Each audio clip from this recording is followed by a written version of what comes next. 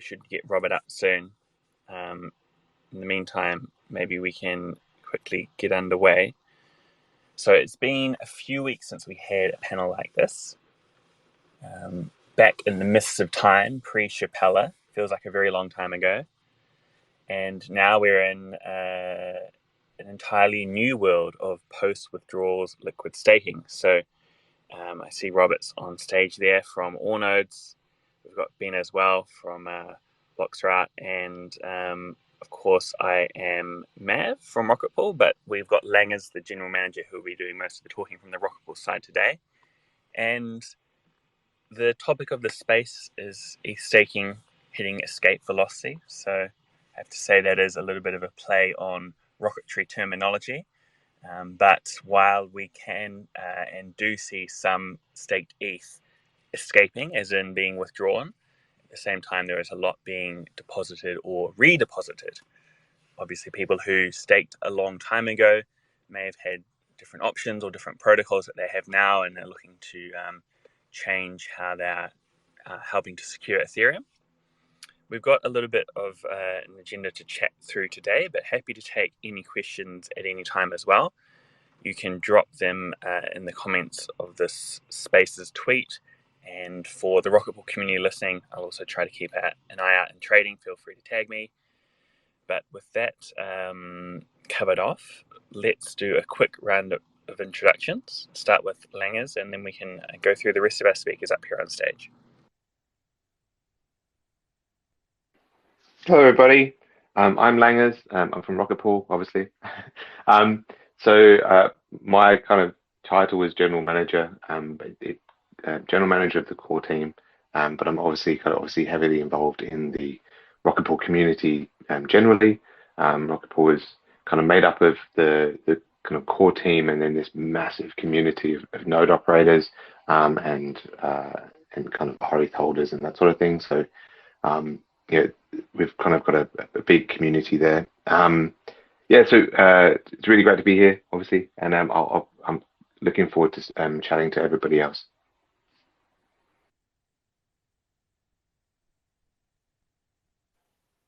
Cool. I'm Benjamin from bloXroute. Been recently titled Ben the Block Builder by a couple of coworkers. I am a software developer working on our builders, our MEV services, and our relays as well. Definitely going to be an interesting topic today, a couple topics today. So I'm excited to share some updates with the relays from everyone's side of relays, along with some updates to our own relay as well. So. Hey, hi everyone. This is Robert from Allnodes. I'm the head of growth at Allnodes. I've been working in staking for a few years now. We span a lot of protocols at Allnodes, Ethereum and Rocket Pool being, one of the key ones, and sort of happy to report that we just passed 17,000 validators yesterday. So, I guess we could talk about that a little bit further as sort of the effect of the Shapella upgrade. I'll pass it back to you, Rocket Pool.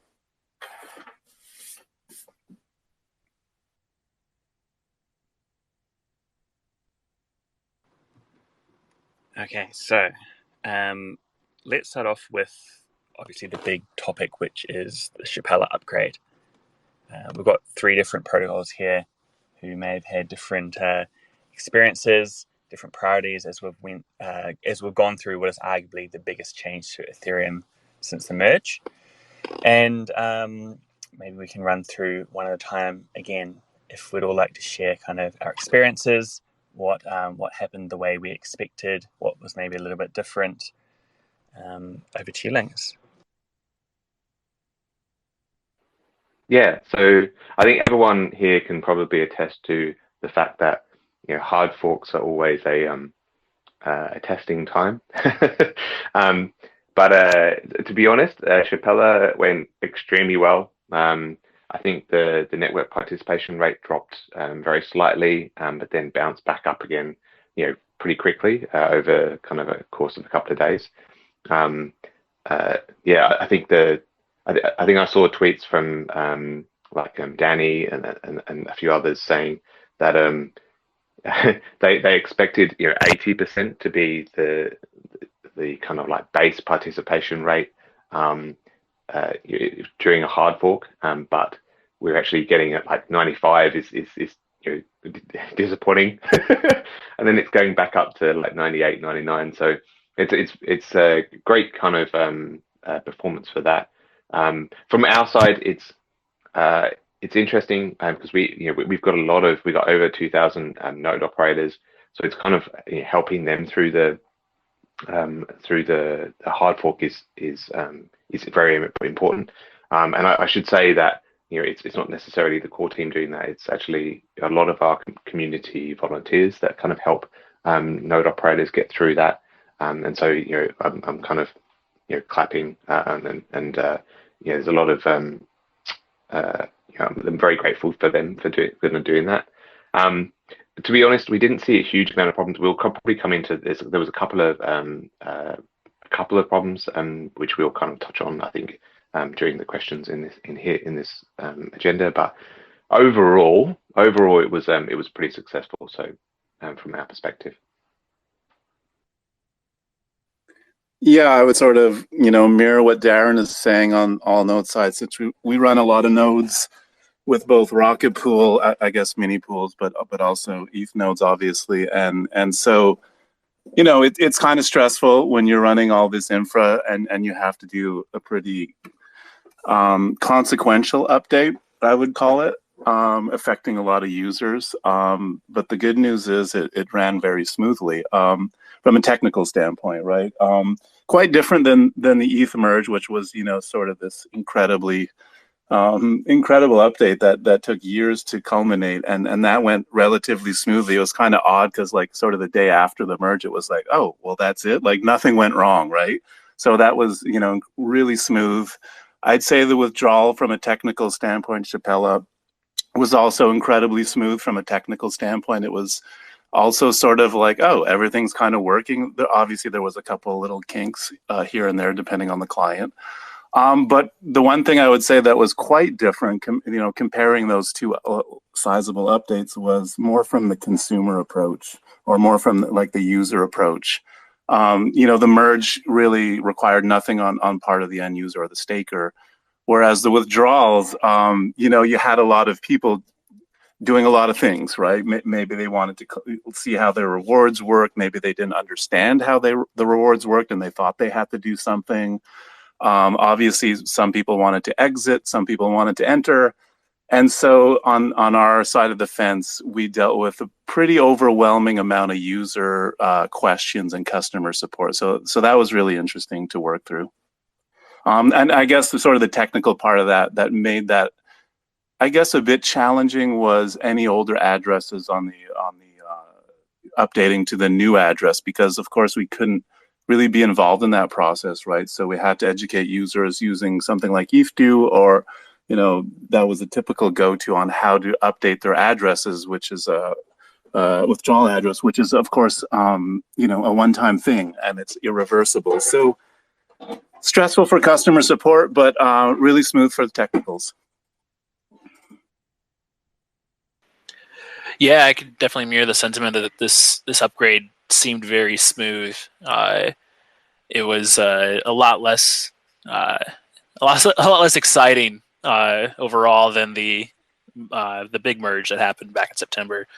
But yeah, there were a few issues that came up, but definitely got to give a shout out to the Ethereum Foundation. They were on call and ready and helping all relay operators, notifying builders about different issues. And I think that the issues were pretty consolidated to specific services, but they were also resolved very quickly, which is a good testament to the services that were the people that were working on them. Plus, I did appreciate that this network upgrade was during the day hours for my time zone, but I definitely felt the pain of the European and Asian time zones, probably Australian time zones as well, with that upgrade.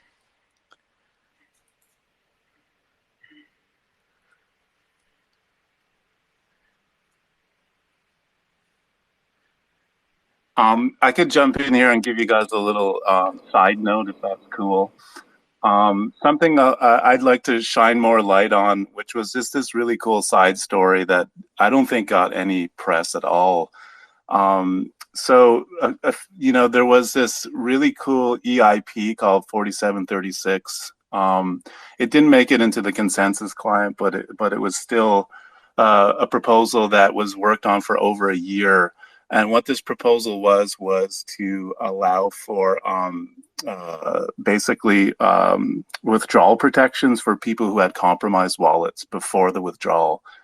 So meaning, like, imagine, 2 years ago, you got hacked or were compromised, your keys, your mnemonic or your key. And imagine you've been sitting there for, waiting for this day with dread because, that a hacker was going to, exit your ETH and steal it all. And so a guy named Benjamin Shadroff and also the guys over at Attestant worked on this EIP to safeguard any compromised mnemonics and keys all the way up until the date of the withdrawals. I won't get into the technicals of this. So Allnodes participated by basically helping them along the process and allowing them to use our nodes as during this process. And sort of the end result of this is I ran the numbers. I think about $128 million worth of Ethereum was, I wouldn't say like saved, I would say like more safeguarded from people who knew they were compromised or people who suspected they were compromised, and it sort of went off without a hitch. So just wanted to tell that story. It's kind of cool. That's awesome. Yeah, I was on a space a couple weeks ago, or a week before the merge. One of the topics they brought up was seeing any fallout from people who had compromised wallets that didn't realize it, compromised withdrawals that didn't realize it. But that's not something I usually am aware of. I was wondering if you guys had seen any of that happen on any nodes there or any other staking services. Well, this was years in the making, to be honest. This was on the Ethereum Foundation's website as sort of a call out in the community. There was a Twitter feed, even a standalone web page. Basically, if you thought your validator was compromised, you had I think about a year and a half to submit it. And then that day was cut off about a month ago because they needed time to prepare everything basically for the Shapella upgrade. Again, without getting into the details, I hope the word got out enough. I found out about it personally late in the process, even though Allnodes was involved in it for quite some time. But I don't know the exact number of validators. It was a lot, though. The equivalent in US dollars was about $128 million. So, divide that by 32 is the amount of validators that participated in the protection. Yeah, that's great. Just to note, it's like a one-time thing, though, right? Like, just I don't know if it gets. I didn't want to get into technicals, but it's a one-time thing, and if you Google EIP 4736, you'll see all the websites related to this. But it was a one-time thing, basically, when you set your withdrawal address, and so they basically are unwinding all the Twitter accounts and websites because obviously it's over with Shapella being upgraded. We've got one question coming in from the Twitter comments. Maybe this is one for you, Langers. It's pretty straightforward. How do I generate rETH? Okay. You simply swap ETH for rETH, and then you are staking. That's the kind of, we can touch on liquid staking, but that's essentially liquid staking. Liquid staking is a token swap. You just swap ETH for the liquid staking token, in our case rETH, and then you are staking. It's super simple. It's the simplest way of staking your ETH. Well, there we go. Simple question, simple answer. In fact, if you go to stake.rocketpool.net, the website has a very clever router which can direct your transaction to swap either on secondary markets or interact with the protocol directly to make sure that you get the best deal. As we know, in the past, some liquid staking tokens have deviated away from their peg, some more than others.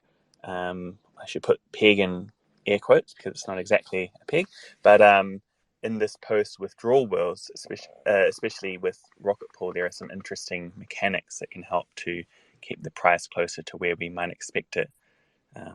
Maybe do you want to touch on that a little bit, Langus, how we expect to see deposits and withdrawals affecting that relationship going forwards? Yeah, I mean, in a post kind of Shapella world, maintaining the peg becomes a little bit easier in the sense that there's kind of like an arbitrage opportunity on the way in and on the way out for node operators. So if the LST is trading at a premium, then there's actually like an arb opportunity on the way in. So for depositing, which essentially means that a node operator can get an extra little reward, a little bump for depositing into the protocol. If it's trading at a discount, there's also an opportunity for people to exit and arb on the way out as well. That mechanism is still kind of like playing out at the moment. It's quite stable, but that mechanism will kind of be in place, and so there's definitely there's these two opportunities to bring the LST back to peg, and so also there's kind of greater liquidity. I mean, we're seeing there's greater liquidity generally, and so that also helps with kind of maintaining that position as well.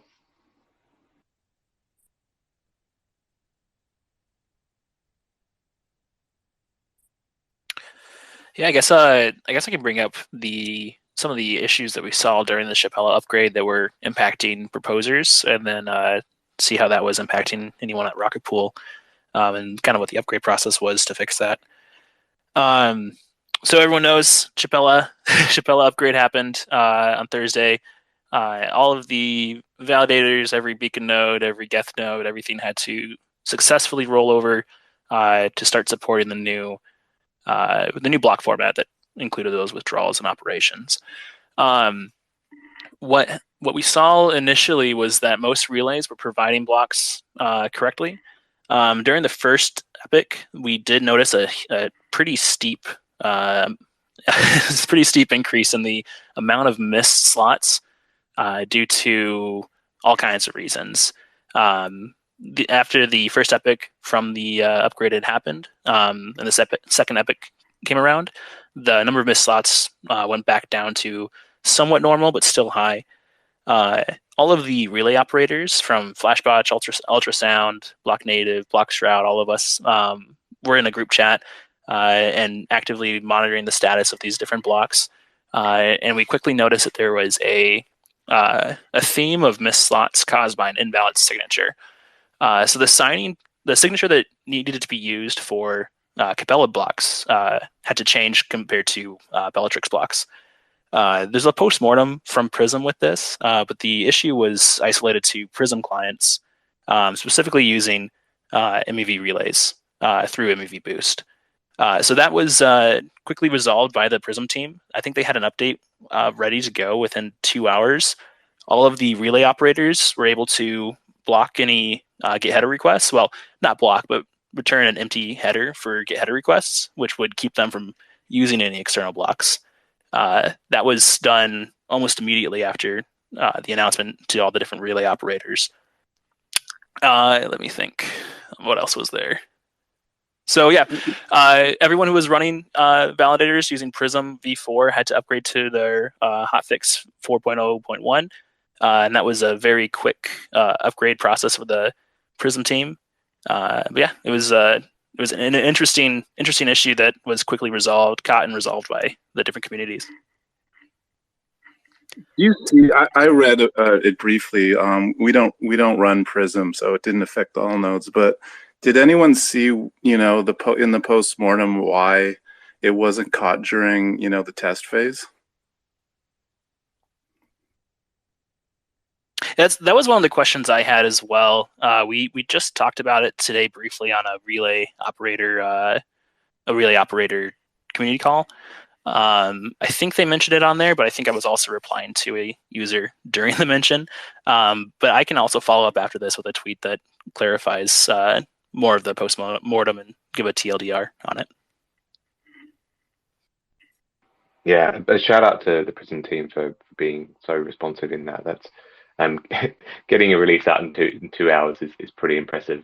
So that's definitely great that they're that responsive. I mean, from our perspective, so we have obviously we need to kind of get our node operators through. We have a Prism is probably our least maybe it is least used client. It might be second least or something like that.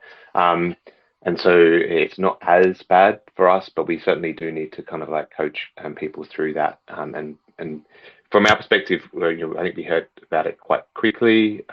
We put out as soon as the release was ready, we put out the new release, so people can actually upgrade manually. They don't have to wait for like a smart node release. They can just change the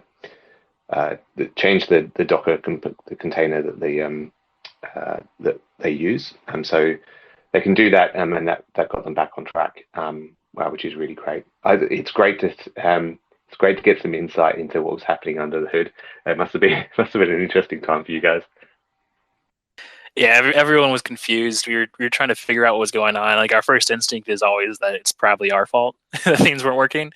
And so I think all relays were seeing those issues and investigating internally, then sharing that information together, and realizing that there was a common trend for the network requests. So we're actually able to identify what client it was, because the user agent was the same for all of those issues, which was also very helpful for us to be able to turn those off for all the relays.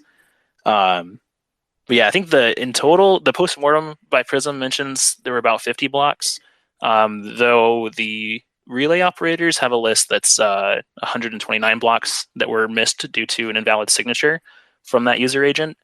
So there might be a little bit discrepancy, but Prism might not have access to all the information for those requests that the relay operators have to back that up. So overall, it was pretty rough, but it was a quick fix and a quick resolution on there. So I mean, this kind of speaks to why we have diversity. Like it's very client diversity is very, very important. If one client has a bug, so this was like 150 blocks, but the network just kept ticking along, perfectly fine. Obviously, that means just a miss slot, and then a block will be created in the next slot, or next couple of slots. So the system itself recovers very, very well to this sort of thing. But also the fact that we have diversity, and the fact that over the last maybe 18 months, 2 years or something like that, we've prioritized diversity, means that when we do get bugs like this, it's hopefully just a blip, and there's not much to speak of in terms of the impact. So that's kind of important, and that's why the drum has been being drummed for such a long time. I think too, it sort of says a lot about the community, because there's multiple clients, and when this sort of happened and the alarm bells ring, you have so many different teams working on different sort of platforms or layers or whatever you want to call them. It could be a validator, someone not necessarily on the client dev team, but sort of everyone just comes together, tries to figure it out, and uses whether it's Telegram or Slack or whatever, to sort of just problem solve really quickly. So that's pretty incredible. Yeah, it's actually a very connected kind of community in ETH staking. So that's very it's very good. I think we're all kind of we're all on the same team. So it's good to see. The blockchain's been pretty busy lately. I know there's been a few comments in the Rocket Pool Discord, probably more than a few, about the gas situation, which certainly pros and cons there, right? maybe we should have a bit of a chat about that and how it affects, well, I suppose I'm more plugged into the rocket pool side of things. On the one hand, there's potentially a little bit higher reward for the validators, the mini pools for our node operators, and of course our ETH holders. But also with our recent Atlas upgrade, there's some interesting considerations there. Langers, do you want to share a little bit about Atlas and then also the impact of the recent relatively high gas prices? Yeah, I'd definitely be interested to hear what the other guys think of the kind of increased activity, particularly around like MEV and that sort of thing. I'll kind of touch on Atlas a little bit here. So we released Atlas not long after Shapella. So Shapella happened, and then I think it was a few days afterwards we released Atlas. Atlas provides support for withdrawals. So so now our node operators can access their rewards in real time, and so their consensus layer rewards they can actually access the rewards that they've generated over the last however many months that they've been staking, and then kind of ongoing as these as their rewards are skimmed.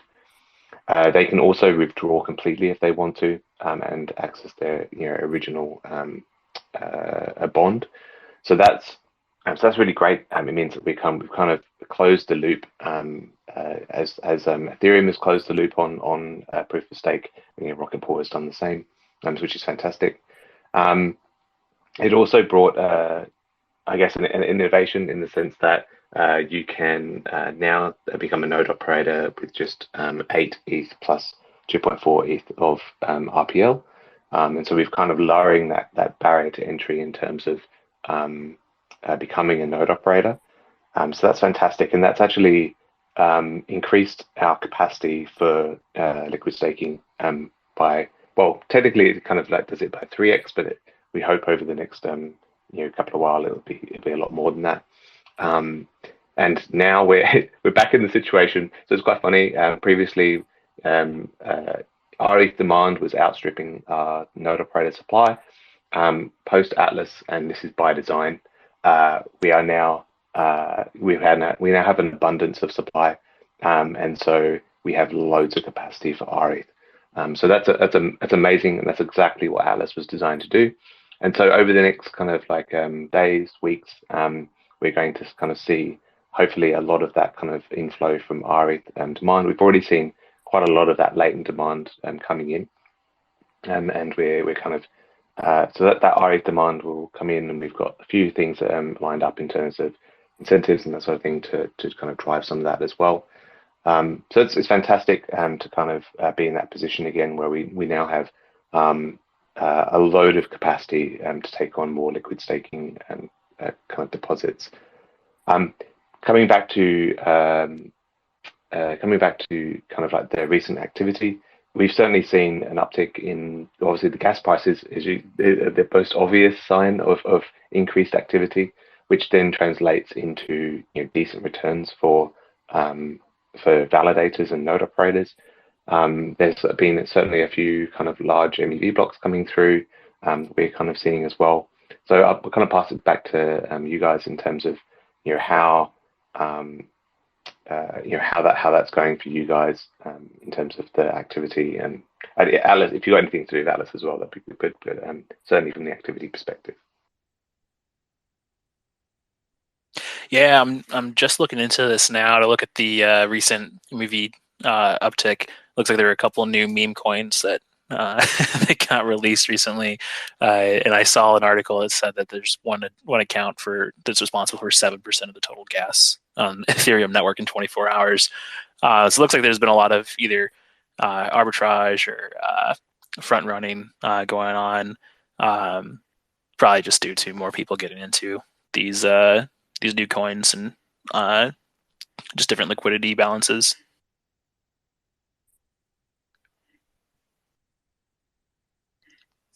But high MEV is good for us overall.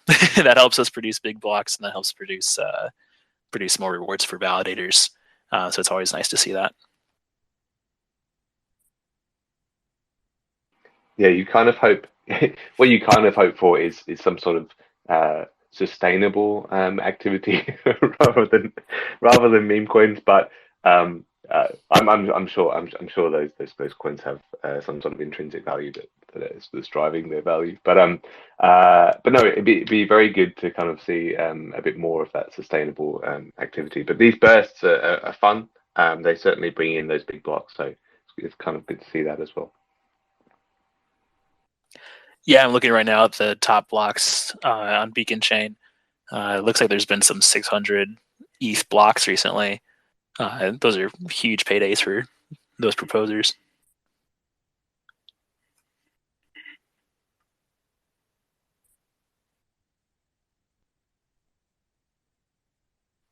Do you see any there's a lot more velocity with Shapella upgrade now.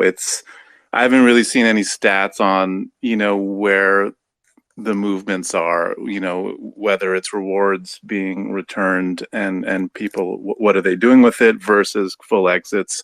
I think the elephant in the room, of course, would be Kraken having to be forced to exit via regulatory concerns. They're shutting that down, and you see I've seen those stats in Rated, for example. I think was showing around 93% of the exit queue was Kraken over the last day or two. But do you guys see any or even if it's possible, is anyone even tracking where those outflows are going? I think it's going to take a little while for it to kind of happen.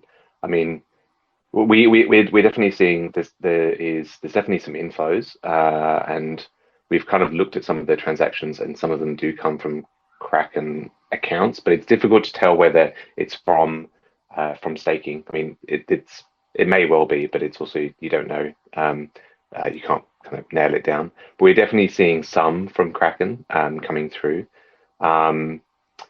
I mean, Atlas is it's kind of fudged us a little bit because I think in the last 72 hours we've spun up, I think, 1,700 new validators.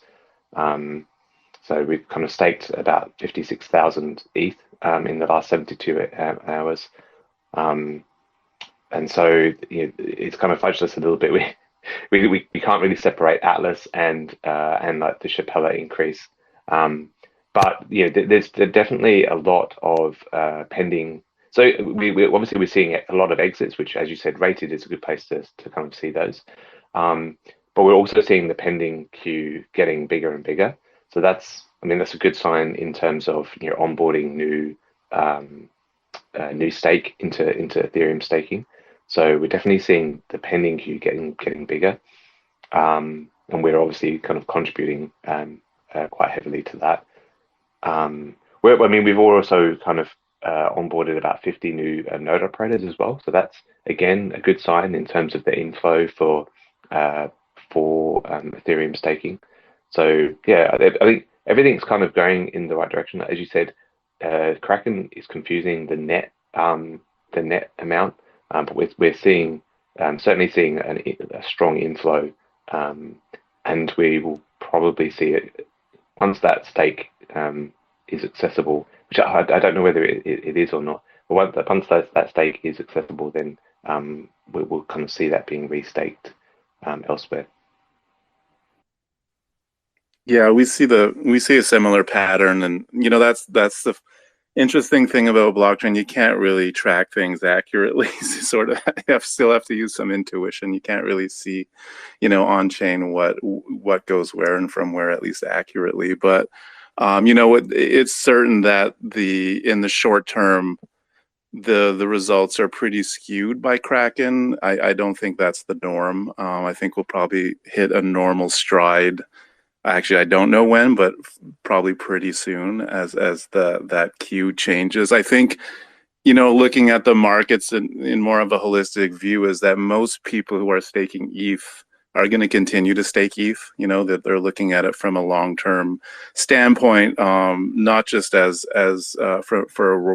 a reward perspective, but just in terms of wanting to be involved in Ethereum and wanting, and seeing the successes it's probably going to bring. So just staying in it, in other words. So they're probably just going to move elsewhere, and Rocket Pool is a great example of lowering that barrier of entry. You know, a lot of retail stakers who are using centralized exchanges, you know, a fair amount of them were doing that because they simply, you know, A, didn't have 32 ETH, and B, didn't have the technical ability to do it anyways.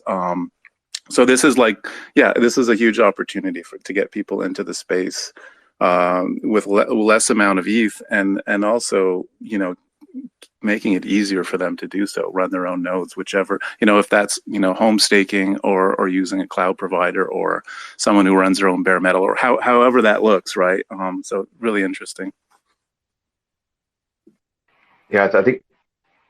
Oh, so I'll let you go in a second. But I think the market has also matured quite considerably in the time that probably a lot of people staked with the centralized providers. There's a lot more kind of option out there in terms of how you stake your ETH as well. So that helps with kind of like the diversification. There's a lot more places where you can do it, and a few different ways you can do it now. So it's really great to see. Sorry, Benjamin, go. Oh, you're fine. Yeah, I was going to bring up that the amount of validators joining the network right now shot up recently.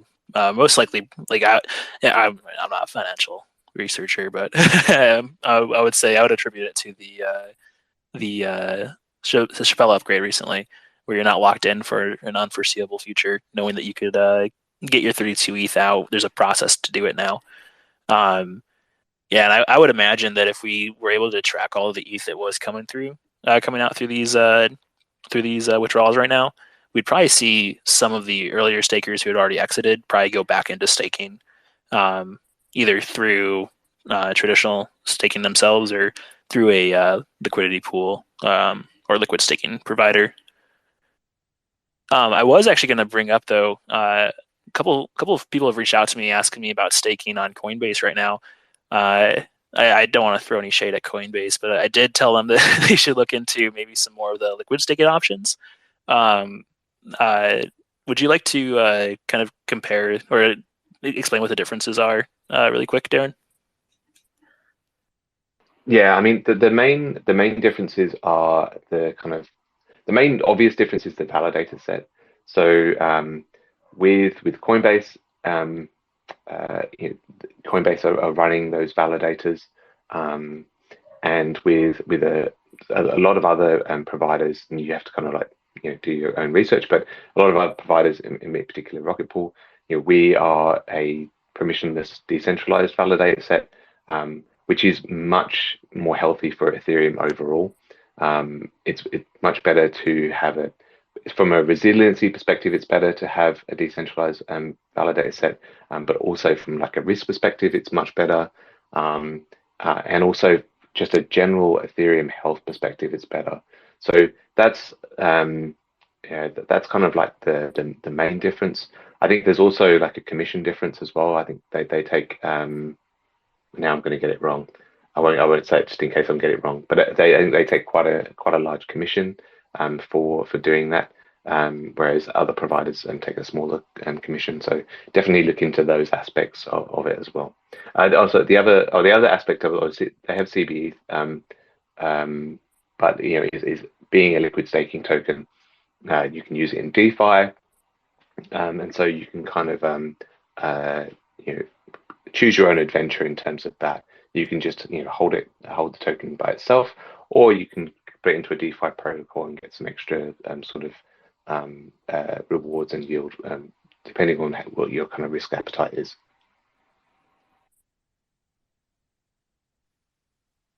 I think I could say something in Coinbase's defense. Good idea. Yeah. I think they, like a lot of, they just have so many users, right? So they think about user adoption. And if you think about it from a technical perspective, if you have, hundreds of thousands, maybe even millions of users who want to stake, and they're in your UI, it's extremely difficult to spin up a node for them. It's custodial to begin with. So that's a very heavy lift for them. So it's a lot easier for them to do liquid staking for multiple reasons. The benefit there, of course, is if they're liquid staking, they're still, at the end of the day, they're still running nodes. They still need to run ETH nodes, and the liquid staking just makes it a lot easier for their users to to be involved. Whether that's clicking a button basically to stake and unstake. Yeah, that makes sense. I think if you're already in a centralized exchange like Coinbase, and you don't want to do anything complicated, I think that makes it's a great option for that. Because Coinbase is definitely geared towards a different market than other like DeFi or even just other liquid staking options out there. It'll be really interesting to see. Obviously they're going to war with the SEC, so they're definitely differentiate themselves on how they do pooled staking versus a Kraken. I won't get into the weeds on that. I don't really want to speak for them, but it was certainly managed differently. And Coinbase is probably going to fight the good fight. They want to make sure that protocol rewards, staking rewards go directly from the protocol to the end user. And so that'll be an interesting battleground. Yeah, the custodial versus, so a lot of liquid staking protocols are designed for self-custody. So that is definitely a thing that so for people who kind of want to do self-custody, which there are obviously a lot of great reasons for you to do that. With custodial solutions, it's not your keys. Even though everyone Coinbase is a good player in this space, but it's still, if you want to kind of have full control over it, then self-custody is the way to go. I definitely echo your point in terms of Coinbase fighting the good fight. I think they're actually fighting it on multiple levels, which is really nice to see. Obviously, there's the legal stuff that's kind of going on, and that's fantastic that they're fighting that. They have kind of the resources to kind of do that, which is fantastic. But also they're also working for hearts and minds, which I think is very, very clever and something that crypto in general need to do more of. And that is the whole kind of like media campaign around changing the system is very, very good. And I think, to be honest, I think that hearts and minds piece is as important and maybe even slightly more important than the legal battle. The legal battle, obviously, it puts us in a good position, but the hearts and minds, really, I think crypto is losing the hearts and mind battle into a certain degree. And so that's definitely needed to make sure that people see the value proposition that everyone working in this space really sees. We're here because we think it's a better system, it's a better model, it's much more efficient. It's generally it's safer from a lot of like centralization risks and that sort of thing. So they're a big proponent of DeFi protocols, which is great. And so, but they're also pushing this, changing people's hearts and minds about what crypto is and the value proposition behind it. So yeah, I really kind of applaud them for all the work that they're doing. That's that's really insightful, Darren. That's like a really strong point. I think that probably needs to be said more. Yeah, that's incredible that you have sort of these leaders in the space that are able to win hearts and minds over, because that's really the battlefield at the end of the day. I don't know. I'm sort of bringing this on a tangent. I don't know if you guys care, but if anyone saw Gary Gensler in front of the House committee, I think that was a few days ago. Maybe it was end of last week. It sort of it warmed my heart to see him getting grilled. I don't know if you guys saw it. It was quite delicious, but I think on the serious point, it's also heartening that there are a lot of politicians on our side, I guess, on the crypto side, and that's because what it seems to be is the politicians that understand the kind of innovation are pro, and they they really drive it forward. Politicians on the other side, there's definitely a lot of fear, and I think that's again where that hearts and minds thing comes in. There's a lot of fear on the other side, and there's and crypto doesn't help itself. We've already spoken about the kind of like meme coin and stuff that's going on. It doesn't help itself necessarily, and so we need to somehow elevate the great projects and diminish the not so great projects, so that we can have this not the front, but have this, actually project the benefits that we're hoping to deliver, rather than just focusing on the speculation aspects of kind of crypto, which is, I guess, important.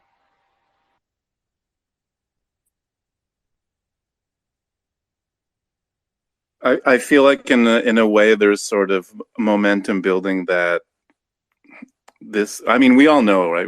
Most of us who've worked in the industry or are a part of it know it's not going anywhere. Like, we're invested in this, we get it. There's no stopping technology, right? And especially the crypto related technology, because there's just so many amazing things going on at so many levels. But the general public might not be aware of that, and they get rugged on some, strange shitcoin, or they just want to, dive in and dive out of the market, or they're completely oblivious to how it works. And so they don't really understand that this is not going anywhere. This is not a flash in the pan or a fad. So, like, I think from a more regulatory government perspective, you're seeing that resonate more. It's like, oh, the White House came out with a paper, I don't know, a month ago saying, yeah, they realize crypto's here to stay. And so then it comes a question of, well, how do we cultivate that? How do we encourage it, instead of just beating it on the head as they've been doing? And I think a lot of people are sort of apprehensive now because there's so much uncertainty. Uncertainty is never good for anything, and then the cloud of uncertainty around what's happened over the last year on both sides of the fence, right? Crypto is to blame as well. Some actors in the space who've been really doing a poor job, and then you have the regulatory actors who are doing practically nothing. So this uncertainty is sort of, I don't know, maybe reaching a culmination, and it's sort of like, hey, this is real. Let's start taking it a little more seriously. Yeah, and I think that's. Oh, sorry. Okay, Yeah, I was gonna say, I think that's where tools and services that are like Coinbase out there that provide a easier on-ramp, easier experience, and being custodial for those users that might not hide their keys or their passphrases as well, provides a great service to get people into the network, which is, I think that's how we're going to grow overall, because not everyone's going to be a degen who investigates and reads every article that's going on with Ethereum or Bitcoin or any of the new meme coins. They're just going to see that there's volatility in the market and be upset that one transaction that they used one day would cost 30 cents, and the next day was $3. So I think it's a good fight that they're fighting. I think so. I've been in crypto since 2017, and back then it was all talk about crypto. They talk about intrinsic value and crypto kind of going to zero, it won't last, and all of this sort of thing. Well, it's probably more like mid 2018 actually. But the times are very, very different now. Like, they're worlds apart, both from attitude and technology. So the attitude now is not that crypto won't exist. It's particularly that with the main kind of blue chip, I guess, crypto. But it's now a lot more about how far it will go. that's the attitude, and so we're seeing a lot bigger players in the space. the attitude is completely different, and the demographics are very, very different from back then. And now, and also, but the technology has moved on so much. We've now got loads of L2s that are providing cheap transactions, proof of stake and staking advances. ZK, a lot of ZK exciting stuff coming through. So there's so much. We're so much further along, but we've got so much more to go. And we certainly have a long kind of track ahead of us. I think the fact that regulators are speaking about things now is really heartening. It's actually, although it creates a lot of uncertainty, it's actually very, very heartening, because it does mean that it's being treated seriously. Once we kind of get over this kind of uncertainty bubble, we're only going to see things improve. So I think it's definitely heartening. I think for the future, it's going to be awesome for this space, and I'm really looking forward to kind of seeing what the next kind of months and years, kind of how they kind of play out. What are you guys looking forward to, like maybe specific to Ethereum, and Rocket Pool, obviously, but in sort of the medium term, like 6 months, year out, what sort of excites you? Yeah, I think more related to my day to day is the Enshrine PBS, kind of the discovery process of how that's going to work. There's been a lot of talks this week around some relay behavior with block cancellation, and actually how that would work in a Enshrine PBS workflow. So there's going to be a lot of research, a lot of discovery over the coming months to get that to take place, which I'm hoping will be a smooth transition as well, as good as the Shapella went. So hopefully that makes a lot of progress in the coming months. For me, there's a couple of things I'm interested in. There's a few EIPs that are kind of looking to get into Cancun. One is accessing the Beacon State route, and another is potentially kind of 0x01 initiated exits. So those two things I'm really looking at in terms of they'll be very interesting if we can kind of land those in the Ethereum roadmap. The other thing I'm quite interested in is a lot of the ZK technology in terms of kind of moving to more trustless kind of oracles and that sort of thing. That's going to be very, very interesting over the next little while. So those are probably the two things I'm looking at. Obviously, and also new players in the liquid staking market is going to be interesting as well. And so yeah, all of those things really. Yeah, I would say liquid staking's on the launch pad right now, and going to be really interesting to see the space. We see it on our end of the woods as validators. There's a lot of people getting to mainnet, in testnet, having new ideas. I guess sort of answer my own question, DVT is sort of interesting. I working with various DVT sort of infrastructure or even protocols, trying to figure out how that's going to fit in the space is something I spend my time on a little bit. I think too, coming out of ETH Denver, and this is more of a high level thing, I don't know when it's going to land, would be account abstraction.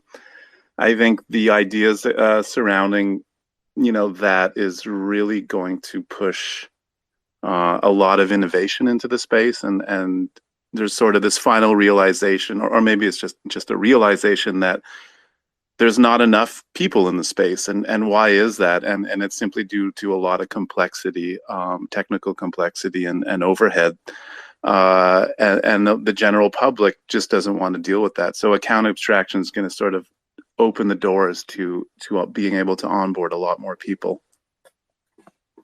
The other thing that account abstraction potentially does is, so with liquid staking tokens, it could actually increase the amount of a staked ETH kind of by proxy. And the reason why is that so account abstraction could potentially lead to you being able to pay for gas in another token. And so ETH, because at the moment, one of the main reasons why you have ETH is to be able to pay gas. But with account abstraction, you might not necessarily need to do that. You could pay for somebody is still paying the gas, but you as a user you can pay for the gas in another token. So that it opens up a lot of room for everyday users not actually necessarily needing as much ETH. They could have staked ETH, for example, or other kind of stable coins and that sort of thing. So that's an interesting kind of development as well. Yeah, I think that will be huge, where you'll have different providers. Well, the end user might not even be paying gas at all, or that's sort of behind the scenes. They don't interact with it. Gaming is probably the best example that you build a game that's built on the block, and however the functionality of that game works, we're trading items or however their monetization or game works, that gamer doesn't even have to deal with gas, doesn't have to do, because the game has figured out another way to monetize, and they're subsidizing it or just paying it outright, and so making things a lot easier for people to engage with as well, because right now we engage with a lot of protocols. We're on a protocol right now on Twitter, and it's behind the scenes. We're not really involved with it whatsoever. I'm not saying we should do that. We want people to be involved with the protocols and at all levels and have some ownership, but I think some abstraction would help. On the topic of big blocks, as we've been talking, the Rocket Pool smoothing pool just got quite a large amount. Let me check. 11.745 ETH. Not bad. So that's one of the benefits of node operators coming over to Rocket Pool, is being able to participate in the sharing of these lottery blocks if they opt into the smoothing pool. So you don't have to hold out hope that you're lucky. It's converted into a more consistent and predictable stream of rewards. So that was interesting to see just about 10 minutes ago. That's awesome. We actually deal with that at the customer service level, where people are like, hey, why am I not lucky? Right? What's going on here? And so we often tell them about Rocket Pool's smoothing pool as a solution. Yeah, that's actually one of the selling points I told my friend about Rocket Pool, was that the smoothing pool will help them earn more rewards overall, and they'll get more of the lottery blocks that way. But yeah, it's pretty cool.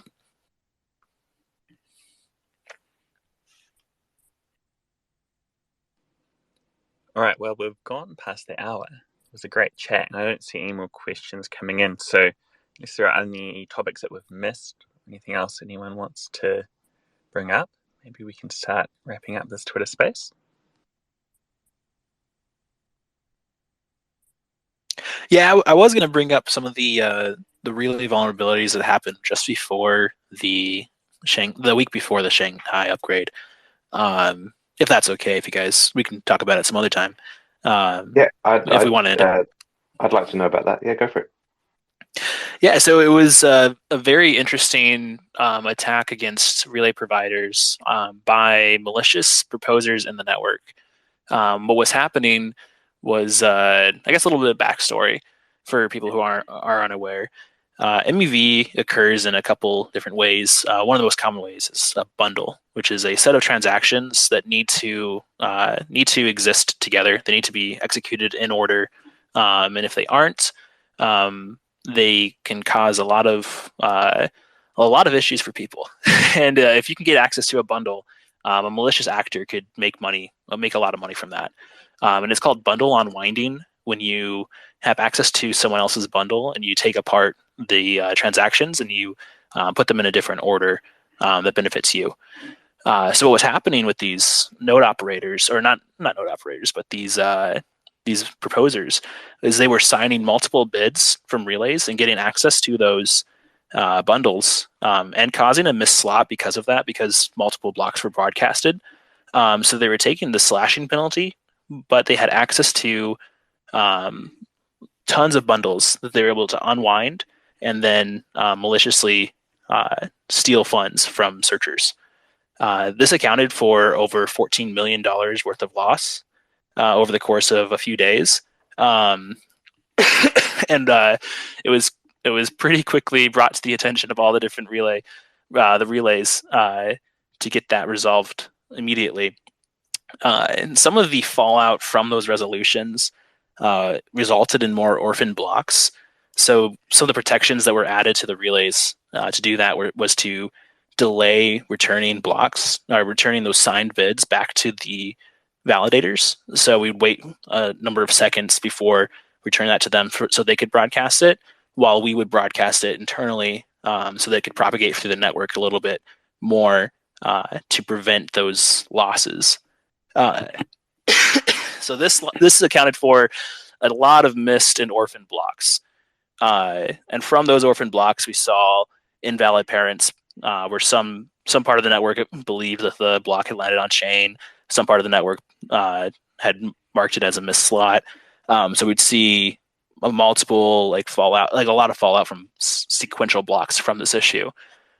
So there were a lot of changes being made to relays on the fly to get that addressed. And I think internally, the consensus among the relays was there is not enough communication with node operators about the current issues, and the solutions were definitely rushed. So there was a lot of missed slots caused by those changes. And then some subsequent changes that were made to beacon nodes resulted in invalid valid signatures and valid blocks being marked as invalid before they could be published, causing more missed slots that didn't need to be missed, and marking validators as invalid. Validators are not invalid validators, but malicious actors in the space as well. So there were a lot of culmination of factors causing missed slots that I think it took almost 2 days for all relay operators to fully resolve these issues. And also, we were able to get some good support from Lighthouse and Prism to provide some block validation before propagating blocks. That way, all of the validators' signatures and all the validators' behavior was ensured to be honest and correct before any blocks were returned back to the validator, which was another good collaboration across relay operators and beacon nodes and consensus clients. So with the kind of delaying of the is that a kind of a short-term fix, or obviously from our perspective, we've got node operators all over the world, and so some of the, I guess, they're not latency, but definitely getting their blocks out is slower than everyone, the people necessarily all bunched together in the US. So is that a kind of a short-term thing, or is there a medium fixes that are going in now, and what is the kind of the long-term fix? Great question. So the delay was to ensure that the signature and the propagation could happen prior to being returned to the validator to also begin its broadcasting of that block. So for anyone that was behaving correctly, it shouldn't have impacted them in a negative way. As long as the signature was valid, as long as everything was appropriate with the requests that they were making to the relay, the blocks would be propagated to a network of beacon nodes that each of the relays are connected to. The initial fallout of that delay was that relays were broadcasting blocks sequentially to beacon nodes, which isn't necessarily a fast process. And so they were waiting for all the beacon nodes to return a successful response before returning that block back to the validator, which caused issues with propagation. So one of the changes that was made through that was to return after the first successful beacon node broadcast. Right, gotcha. So there's some efficiency improvements there that kind of speed that up. Okay. Yep. And so is that basically kind of done with, there's no problem there, or is so Yeah, is we've that kind of seen like resolved now? Yeah, we've seen that the number of orphan blocks definitely dropped after a few days into those changes, and those changes being carried out by all the different relays. I think there's still some propagation issues where we see beacon nodes or validators requesting blocks for parent hashes that are not the current parent. Yeah. So we do see some more reorgs still. But I think there's still some improvements that can be made with that. We're also, I think, internally investigating how we can use our BDN to distribute and publish those blocks even faster across more beacon nodes to get consensus earlier on in the slot. Cool. Awesome. Oh, that, Is great there work. is there a post-mortem on this, and especially in terms of, it seems like it was basically, I don't know, it was someone in the space who was doing this at the validator level, right? I don't know. You mentioned, did they get flashed? Yeah, I think they got slashed. Relays started also doing a block list where they would not allow certain operators, or just by the index of the validator, not allow them to register or make any requests, so that they can protect themselves from this situation in the future. And then those validators can obviously still produce a block locally. But I do believe they've been exited already. I'll have to double check because I remember seeing a message about that. But those were some late nights with a lot of communication back and forth. And then in terms of a post-mortem, I'm just curious because, as you mentioned, I'm aware of this. I don't know the details, but they basically siphoned off 14 million or so. I'm just curious what the slashing penalty was, because it was obviously worth it to do it, and I'm wondering if how the slashing mechanism worked in that case, because clearly it didn't deter them. Right. Yeah, I'll find the post-mortem, but I agree. The slashing penalties did not cover the losses that were made.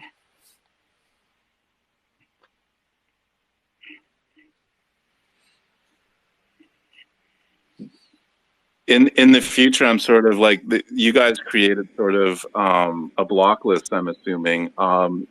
In the short, or in the in any term, is that what you think will be done at the relayer level as well, to sort of, if this happens again? Yeah, I'm sure that there's going to be more inter-relay communication in the future when they notice that there's a bad actor in the space. Obviously, it's kind of hard to determine who is a bad actor quickly in these scenarios. But I think moving forward, that block list will be used more and more as more vulnerabilities are found through the current PBS system.